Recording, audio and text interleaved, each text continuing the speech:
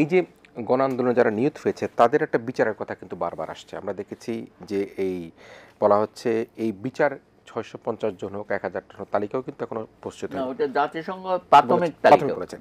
এখন এই যে বিচার ব্যবস্থাটা আসলে কিভাবে হবে, কি হওয়া দরকার? যেহেতু ছাত্রদের প্রধান বৈষম্য বিরোধী আন্দোলনের প্রধান দাবি ছিল প্রধানমন্ত্রীকে ছাত্র হত্যার দায় নিয়ে প্রকাশ্যে জাতির কাছে ক্ষমা চাইতে হবে, যখন তারা 9 দফা দাবি দিয়েছিল।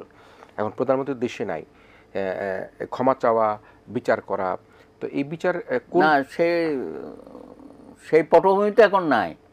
এর মধ্যে তো অনেক পানি গড়াইয়া গেছে। সুতরাং এখন যেটা হয়েছে যে আমি প্রতিটা হত্যাকাণ্ডের বিচার হতে হবে, হ্যাঁ, সারা বাংলাদেশের। এবং ইতিমধ্যে দেখেছেন মামলা করা শুরু হয়ে গেছে। এটা ভুক্তভোগ্য ফ্যামিলির থেকেও করা যায়, আবার রাষ্ট্রের থেকেও করা যায়। এবং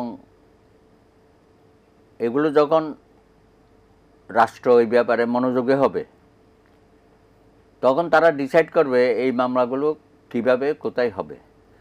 আবার ভেরি ইন্টারেস্টিং, এর মধ্যে দুটো মামলা কিন্তু ট্রাইব্যুনালে হয়েছে, ওয়ার ক্রাইম ট্রাইব্যুনাল। তো সেখানেও বলা হচ্ছে যে ওখানে যে অপরাধের ডেফিনেশনটা দেওয়া আছে, সেই ডেফিনেশনের মধ্যেও এই ক্রাইমটা রিসেন্টলি যেটা হলো দেশব্যাপী গণহত্যা, সেটার বিচারও ওখানে হতে পারে। তো আন্তর্জাতিক অপরাধ ট্রাইব্যুনাল। তো এখন কোন মামলাগুলো অপরাধ ট্রাইব্যুনালে যাব, খুনের মামলার কথা বলছে, হ্যাঁ, খুনের মামলার কথা বলছে, সেগুলো হয়তো রাষ্ট্রীয়ভাবে চিন্তাভাবনা করে করবে। আর এগুলো আমাদের লক্ষ্য রাখতে হবে মামলাগুলো যেন কোনোভাবে হালকা মামলা না হয়। যেমন এখন যে গ্রেপ্তারগুলো হচ্ছে, আমাদের কাছে এগুলো হালকা মনে হয়। যেমন নিউ মার্কেটের একটা হকার হত্যাকাণ্ডে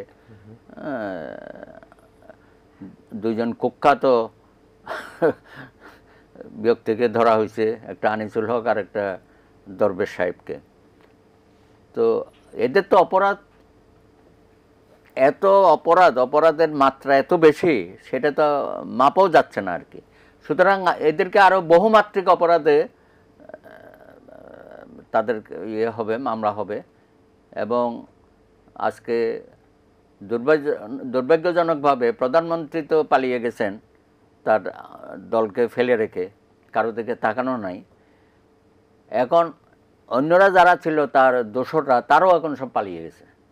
তা এমন কি কর্মকাণ্ড করছে, সবাইকে পালিয়ে যেতে হবে, পালিয়ে বেড়াতে হবে। আমরা ভবিষ্যতে এমন কোনো সরকার চাই না যারা অপরাধ করে বা অপশাসন দিয়ে পালাতে হবে, পালিয়ে বেড়াতে হবে। আমরা এটা বাংলাদেশে আর আসুক, এই ধরনের ঘটনা হোক, এটা খুবই লজ্জাজনক। সুতরাং যে অপরাধগুলো হয়েছে, খুনের অপরাধ এক ধরনের হবে, এবং দুর্নীতি এবং মানুষের প্রতি যে ব্যবহার তারা করেছে অমানবিক, অসম্মানজনক, হ্যাঁ, সম্মানিত মানুষকে পর্যন্ত তারা যেভাবে টানাহেঁচড়া করছে, সুতরাং প্রত্যেকটা অপরাধ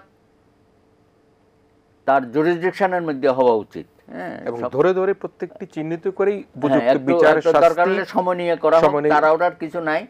হ্যাঁ, আশা করি যে জাল পেতেছে সরকার, আমার কাছে মনে হয়েছে মোটামুটি সবাই ধরা পড়বে আর কি।